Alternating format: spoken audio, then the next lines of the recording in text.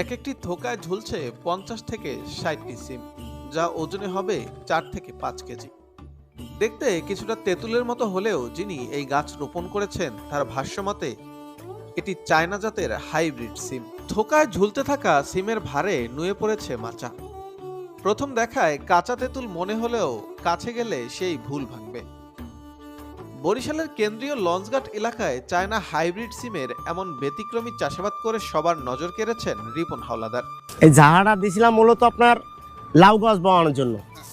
তখন ওই যে আমার মামাই সিমের রিবের আলাদার সিমের আড়ি দিছে, এই সিম আর কি এটা শুকাইয়া ছোটো ছোটো ছিল ওগুলা। তা আমি আবার লাগাইছি বর্ষার আগে, বর্ষার ১০-১৫ দিন আগে লাগাইছি। এই যে আল্লাহর রহমতে এই যে নিয়ামত 2 কেজি তো হবে ইনশাল্লাহ আল্লাহর রহমতে। এগুলাই অনেক উপরে যেগুলো আছে আপনার ওইটা আপনার 4 কেজি 3.5 কেজি 5 কেজি এরকম হয়। এরকম ফল আগে আসলে কখনোই দেখি নাই, তো ওনার কাছ থেকে আমার এটা পাওয়া এবং মানে অনেক ব্যাপক ফলন হয়েছে। আপনার এক একটা থোকায় প্রায় 4-5 কেজি ওজন হয়েছে।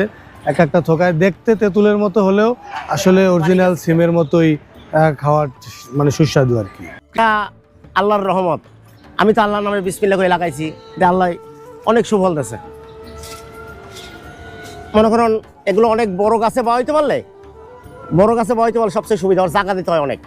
আমি তো পারি না দেখে লাস্টে এই টাওয়ারে দিতে বাধ্য হয়েছি, যে করবো কি লাস্টে যায়। এটা তো টেংরি তো হয়েছে, উপরে হলে বড়গুলা, উপরে যেগুলো ধরছে গাছ টাওয়ারে ওগুলো অনেক বড় বড়।